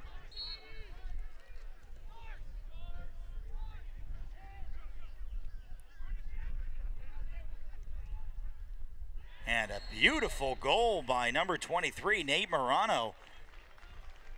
Had just enough room to swing his stick and throw the ball towards the net, and able to just sneak under and give Denver their 3rd goal. So right now playing goal for goal with Team USA in this 3rd quarter. Yeah, you know, like we've said, another young guy for Denver, a freshman, Nate Morano from California. Saw him at practice yesterday, so figured he'd be doing something like this at some point. And you see, dodges up, goal line extended, turns and fires. Michael Evans just gave him a little bit of a shove and gave him some room. And able to finish. I mentioned him, he's from California. Denver, you know, is, you know, lacrosse capital of the West at this point, as they've said. And, you know, they got 11 players from Colorado, 7 from California, and 6 from New Jersey, where Bill Tierney coached for a long time at Princeton, winning a bunch of national titles. He's now the first coach to win, first NCAA Division I men's coach to win titles at 2 different schools. And Team USA, Tom Schreiber, and a little bit of an errant pass by David Lawson, but picked back up by Pennell. Nice little one-handed ground ball by Pennell there. John Danowski likes his two-handed ground balls. And another strong whip by Jeremy Sieverts. A little bit bit of contact just outside of the crease and no call. No so call. I Denver, don't think that was intentional. Yeah. Denver going to have an opportunity to counter here in transition.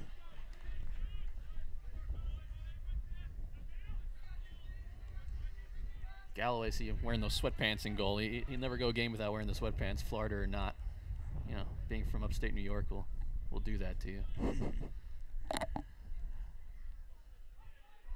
Some other athletic competitions today, especially a lot of eyes beyond the National Football League. Planning on playing a game in below zero temperatures, so very grateful to be on the Gulf Coast of Florida to be watching this USA Spring Premiere. Yeah, we might get some of those at the start of lacrosse season, college lacrosse season too, come February. Early February, the season's starting nowadays, and everybody's bundled up, and there's a one weekend last year, a big snowstorm on the East Coast, kind of wreaked havoc on everything. Well, if you guys need a neutral site, I'm sure there'd be plenty of surfaces in Florida that would be willing to host U.S. lacrosse. Yeah, available to come down.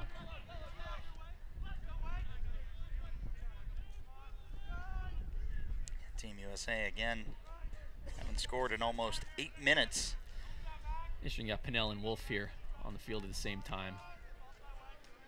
You know, kind of do similar things as far as generating offense from X. And you got Wolf back there now and Pinnell working on the wing.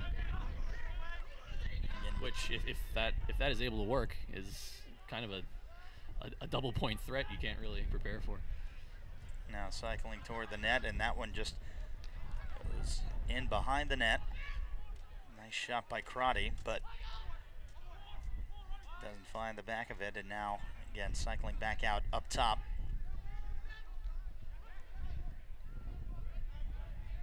Matt Danowski already with a couple of goals and a few assists as well. And again, there's that dive move that you talked about, and that will find the back of the net and count. Matt Danowski can't wait to see that replay. 17-3 the Team USA advantage, and it looks like he had been wanting to do that for quite some time. Team USA goal by number 4, Matt Danowski. Rules generally don't allow the dive, but the dive is in international play. You see Danowski here sizing up a short stick, goes right in, and backhand dive shot right across Kraut. Almost undefensible by any goalkeeper. Now just with about 30 seconds remaining in the third quarter, Team USA outscoring Denver by a 3-2 clip in the third quarter. So again, some of the toughest defense we've seen from Denver, and some of their better attacking as well. And then just right there you see with the extended stick, Kyle Hartzell able to just kind of flick his wrist and get the ball to the back of the net. So 2 consecutive goals, 18-3. And that is how we will end the third quarter. Team USA with a commanding advantage over Denver, but Denver still showing some new signs of life there in the third quarter. And what do you expect to see from them in the fourth quarter? You know, yeah, they've hung in here pretty well in the third. Sure, they got, you know, a little talk at halftime to stick with it, hang in there. Hartzell there, you saw finishing off the face-off win, like we said. He loves to go on offense when he can. And the U.S. going into this, you know, probably knew they were going to have a face-off advantage, so they were playing offensive middies on the wing, short stick guys as well, to push early offense. Now just waiting. Obviously, some of the crowd also trickling in to see the USA-Canada contest scheduled for 1:30. Some cloud cover in the area, but no bad weather in the forecast, at least not nearly as bad as we had it yesterday. But there is, as you mentioned, Corey, a stiff breeze going from north to south, and maybe a little bit across the field as well. But how, as far as that, because we all know the rubber ball not very easily moved by the wind. How much of an effect does it play, and how heavy does the wind actually have to be in order for it to really kind of change the outcome of a game? Well, yeah, like you said, it's pretty heavy ball. You know, a couple of years ago, the MLL played their championship game on a weekend when there was a hurricane bearing down in the East Coast, and there was a state of emergency, and but championship game still went on in that game. So these guys have been known to play in some pretty tough conditions, and it's going to take a lot for, at this level for the U.S. guys. I mean, their shots are going to be, it's not going to affect them too much. They'll be aware of it, but Now we see Team USA coming back out to the field, and Denver breaking their huddle. Yeah, nice accommodations in the Bradenton area for everybody. I know it's been a fun few days for all teams involved, as far as you mentioned, the showcase yesterday too, because so much of playing as a professional, you really don't get a chance on a level like that to really interact with some of the younger lacrosse players coming up. So to be able to put on a clinic like that is also probably got to be very rewarding for these guys. Yeah, and a lot of these guys who are pursuing lacrosse careers full time, they're interacting with kids a lot, on the road doing camps and clinics. In addition to playing in the MLL, where they'll stay after and sign autographs, NLL. So these guys, a lot of them put a lot of time and effort and travel all over the country to work and to stay in the game and grow in the game. And events like this are great. I mean, you're seeing the game here, but there's been practices going on for 2 days. The Canadian U19 team, the US U19 team, the women, as we mentioned, Florida and Syracuse, the US women.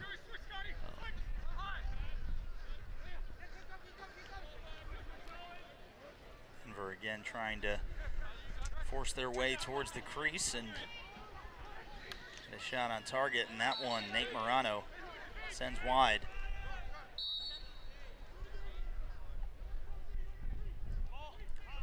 And back out to Colton Jackson. Haven't talked much about Joe Fletcher, number 17 out there in blue for the U.S., but he's another guy that can. We got a goal there. And Wolford makes it 18-4. Again, found some little open lane to the net. We'll see in the replay, but Colin Wolford just gets a nice setup pass. Yeah, like we said a little earlier, he caught fire at the end of last season, and that was pretty big for him. And you see him there dodging. Saw the way he put his neck a little bit to the left, like he was going to maybe juke and go left side. Instead, whips it out and goes right over the left shoulder of John Galloway. Sorry, a little dodging. Nice leaner there.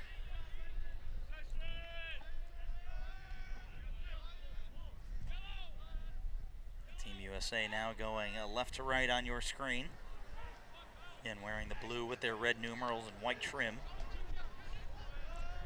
Denver in their red jerseys with gold numerals.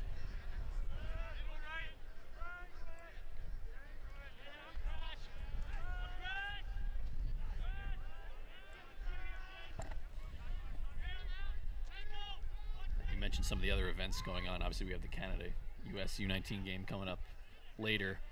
Matt Brown, who's an assistant for Denver on the sideline now, is also an assistant for the Canadian U19 team and is very intimately involved in that whole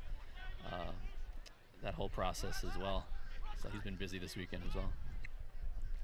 Now fighting to keep it in. It'll be Denver ball, and they are going to quickly go back on the offensive, try and catch Team USA on their heels on a position they're too familiar with, and then just the misguided reception there by Nate Morano. Like he was ready to cut upfield before he gained possession of the ball, and now you see Team USA going back on the offensive at a high pace. And that one whipped right through the crease and between the legs of Hunter Kraut. David Lawson will get credit for the goal. Lawson with a textbook shot. Team USA goal by number 2, David Lawson. 19-4. We saw really quickly. Another long stick pushing it. Schreiber. There's a feeding we're talking about right inside of Lawson. These guys will not miss that. Lawson just running almost away from the net and then whipping the stick back across his body. Hunter Kraut probably didn't even have a chance to see it. Team USA again win the face-off.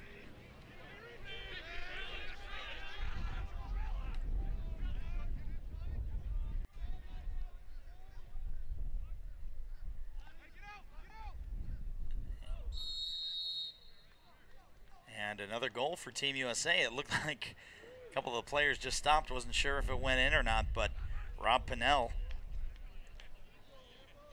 I believe that might be his first goal of the afternoon. Yeah. And just 12:30 local time, so Pinnell makes it 20-4. 20 the most goals that we have seen scored. See Pinnell just take a wind and a shot and made it look easy. And we're in running time already here, but if we weren't, I think we definitely would be now.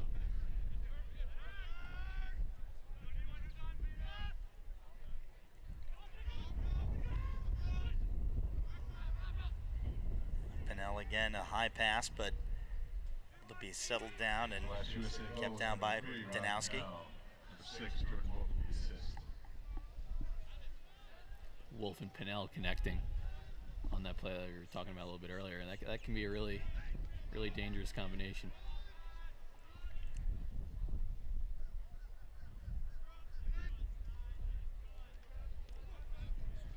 Just a little bit of a check on Sieverts. And Team USA just kind of settling down, knowing they've got the game well in hand, but still 14 minutes, a few seconds remaining on the clock. So Sieverts stand there outside of the women's lines, looking like a 2-point shot opportunity in the pros. There he goes. And he whips one up and hits the stick of Hunter Kraut and deflected away.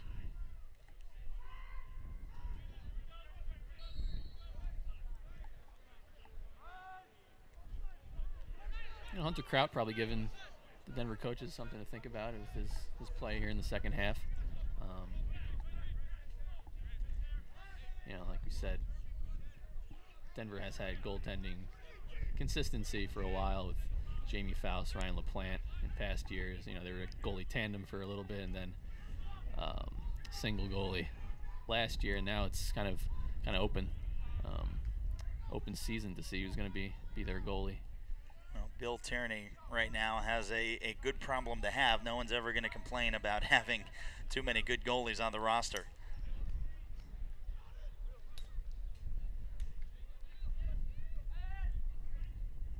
And Denver trying to play a little bit of keep away and advance the ball. I was mentioning Fletcher before, 17 in blue.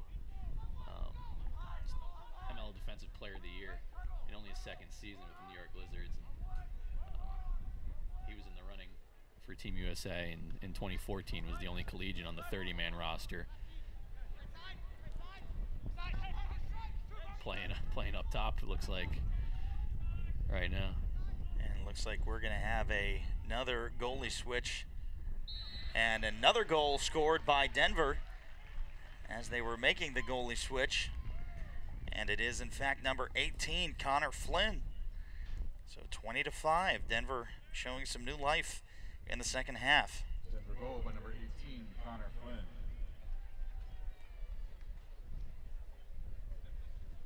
Take a look at who the new goalie is.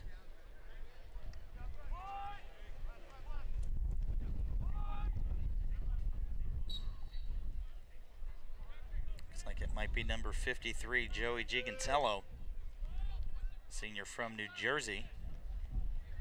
Yeah, you saw some limited time in a couple games last year, only 18 minutes of play.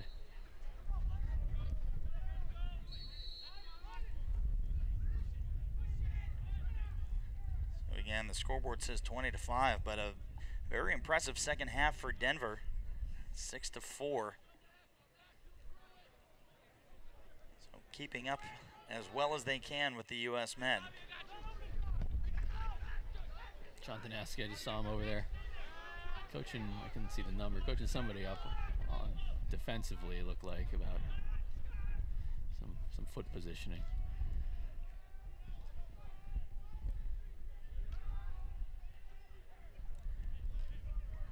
Again, trying to break through. Nice takeaway by Team USA.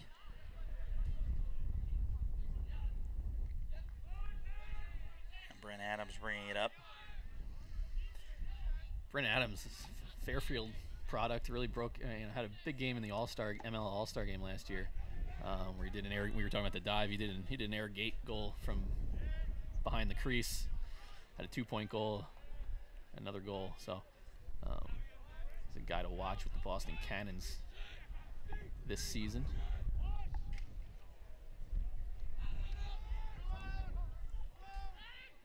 Denver able to get it back. That number 52, Pat Carroll, another senior from Glen Ridge, New Jersey. See Carroll's still out there, but and Bergdorf, that starting defense, getting a lot of work in. The offensive side for Denver, though, showing new life in the second half. And only scoring 1 goal in the first half, 4 goals so far in the second. Looks like they may still have a few left in them in this final 10 minutes. You don't come all this way from Colorado and stop playing with 10 minutes left, so they're going to give it all they got here. Hard ground ball there, right in front of the Denver bench. Joe Fletcher is a ground ball machine, and he didn't get that one, but he pushes it up forward. Now a full sprint for Adams, and a little bit of a flick, and hooked away by Gigantello. Can't tell if it went off the post or off his foot, but either way, keeps USA right back at bay. Still only up 20-5. As we've mentioned, it could definitely be a lot worse. The goaltenders for University of Denver have done a phenomenal job against a superior opponent. Casey Powell on the ride here after tossing that behind the back pass. Forces the goalie out on the sideline, and here he goes. Fires it in, open net. And Casey Powell from an extended distance, having caught Gigantello out of the crease for quite a distance, and Powell will get another one. He's got quite a few today. I believe that may be his third. 21-5 in favor of the U.S. men. Take a look at the replay there. You see Gigantello just kind of jogging back, and it was well defended. A couple of pioneers, Dylan Gaines and Christian Bergdorf, were trying to deflect it away, but he just threaded the needle there through the stick and the defender, and that's why you never kind of get tired of watching Casey play. You know, he made that play on the sideline. It's just showing some of the younger guys here and the fans too, who cheered after that behind the back. You know what you can do, even as a 40-year-old. He'll be 40 in this year.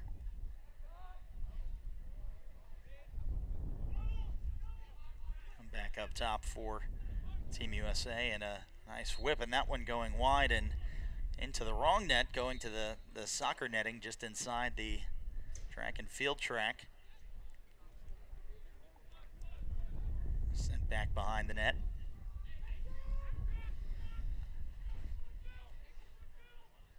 And again, trying one of those dive moves, but probably only a matter of time before Marcus Holman tried one of those. Ball given back to Denver.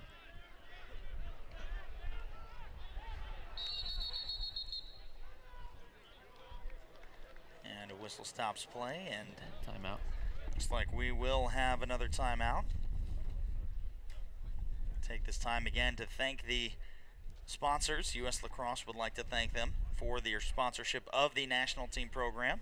Their financial support helps Team USA serve as ambassadors for the sport while chasing their gold medal dreams. Nike Lacrosse is the official apparel and footwear provider to the U.S. national team's program. Bryan, STX, and Under Armour are the official equipment suppliers to the U.S. women's national team and the men's team. Cascade and STX are the official equipment suppliers for the men's team. Greenfields is an official partner of the U.S. national team's program. SweatX is an official partner of the U.S. national team's program. and Nationwide is an official partner of the U.S. National Teams program. Also, if you want to be a part of U.S. Lacrosse, you can help support the U.S. National Teams program. Consider making a donation to support the red, white, and blue at uslacrosse.org.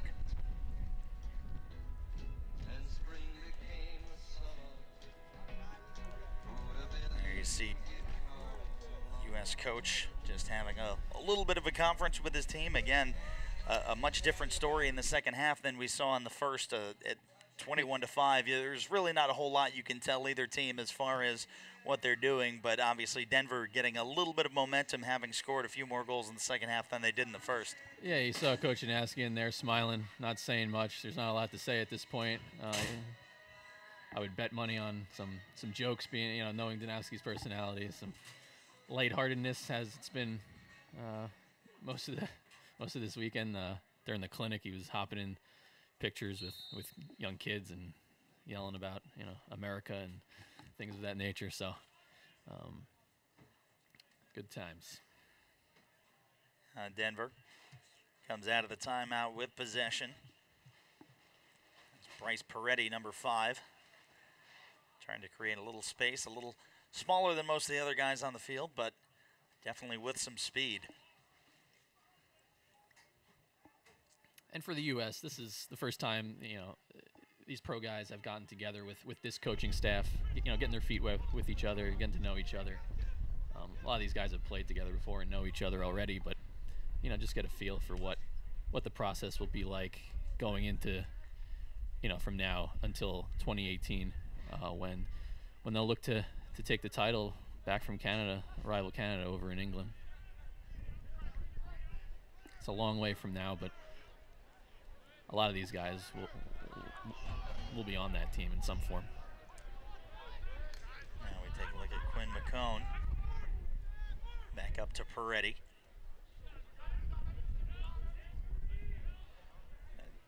Beautiful little check by Jake Bernhardt. Swapping possession, and now another chance for USA, and Bernhardt flick back over and whips it into the net, does Matt Danowski. Little spin move right after, and a beautiful finish for number 4.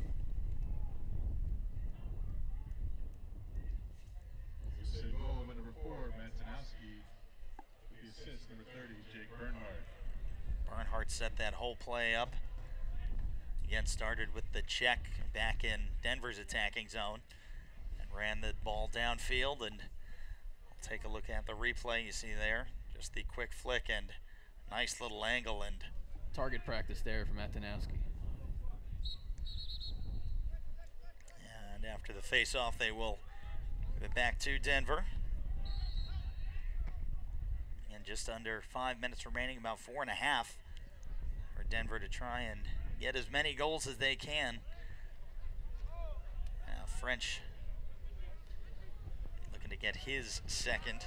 Yeah, for Denver, I mean, we've talked about a lot of the younger guys that are playing in this game as opposed to some of their more experienced guys on offense. You see Austin French there showing some change of direction behind the net, what he can do. Canizaro's out of this game. He's kind of in that spot now, the freshman. Some heavy contact just outside of the crease, but Denver able to keep the ball. Up top, that's Bomberry. Bomberry, same thing, Native American kid to keep your eye on throughout the spring.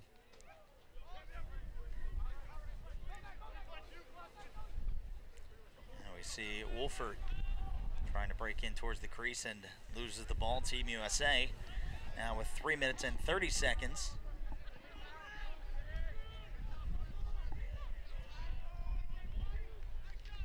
And there you see that long extended stick of Scott Ratliff. Looks like the pizza has arrived in the press box. And it smells delicious.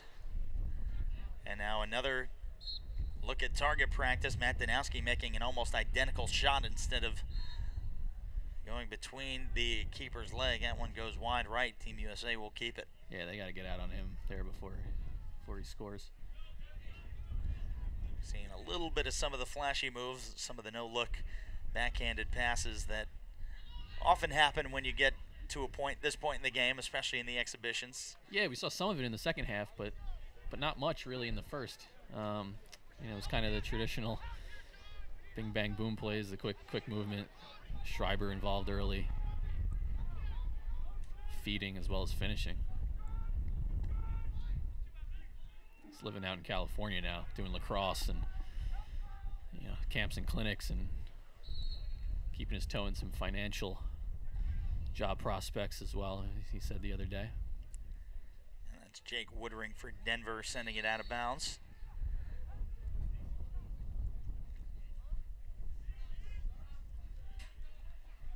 See Sieverts.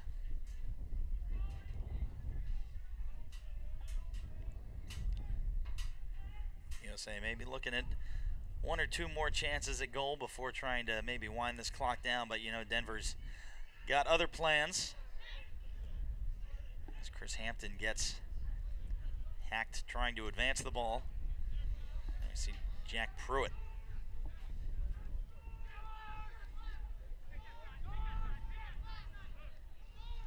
Expected to see some more face-off guys for Denver today, but it was Hampton most of the way. He's hung in there pretty tough. You saw he's still getting after it here in the last 2 minutes. Looking for an open lane is Austin French, looking to get his second goal of the day. He's got some burst.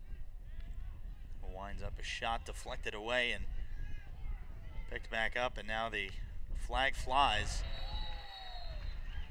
And they still manage to get the goal. So 22-6, we'll take a...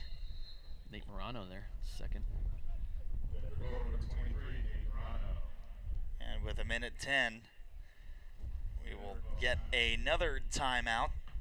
And 22-6 with just over a minute to go, but a nice effort by Morano there, as we could probably take a look at the replay.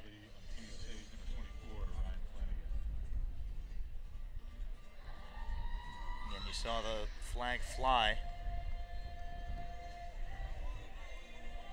Morano picking up the loose ball there with Ryan Flanagan all over him. And then just a little contact there, and then puts it in. A little bit of a stick hold, but able to fight his way, get a nice angle towards the net, and nice the finish. So Morano with his second goal. The other goal scorers for Denver, Austin French, Bomberry, Wolford, and Flynn, each tallying one. Bet these last 70 seconds for both Denver and Team USA probably be a little high-paced.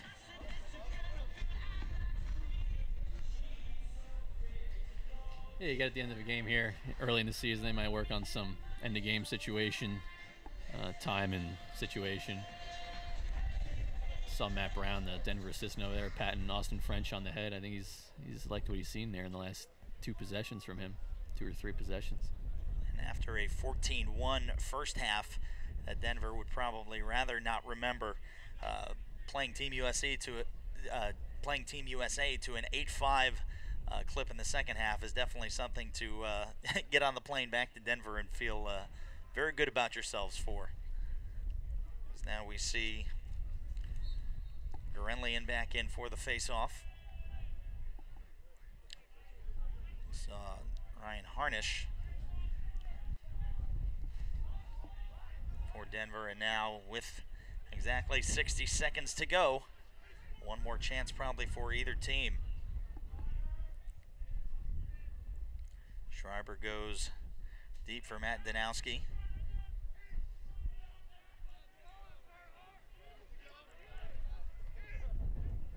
Now Bernhardt getting pressed up by Brendan Bomberry.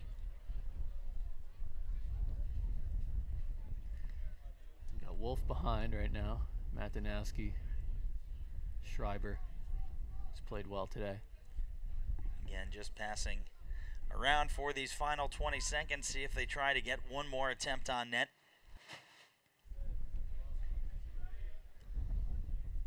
Looks like Casey Powell may just run it out. Thought he was going to go for a second there.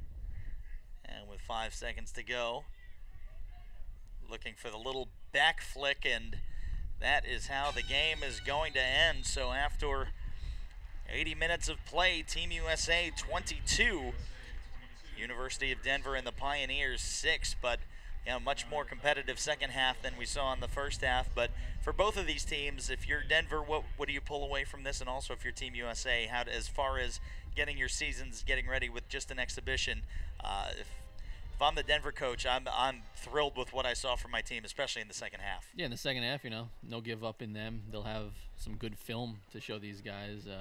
Maybe not. I think they're supposed to take next week off, but after that, they'll break down his film and give him some tape for heading into the season. And I expect them to be right there in the national title conversation, even despite this performance. They're down so many guys there, and that are going to be game changers for them throughout the year, in Baptiste and Miller and Pace. And for the U.S., it's the start of the road to 2018 in England. John Danowski huddling up right now, and these guys will get together again at many more events into the tryout process and try to get the gold again. And again, the final score, USA 22, Denver Pioneers 6. For everyone associated with U.S. Lacrosse and Stream Sports, so thank you for tuning in. Stay tuned. In just about 40 minutes from now, we will have the USA versus Canada matchup and their U19 squads. They're getting ready to take the field for warm-ups. We will have that game, Corey and myself. And for everyone at Stream Sports and Corey McLaughlin, I'm Ryan Sudol saying so long from Bradenton. We'll see you in just about a half hour.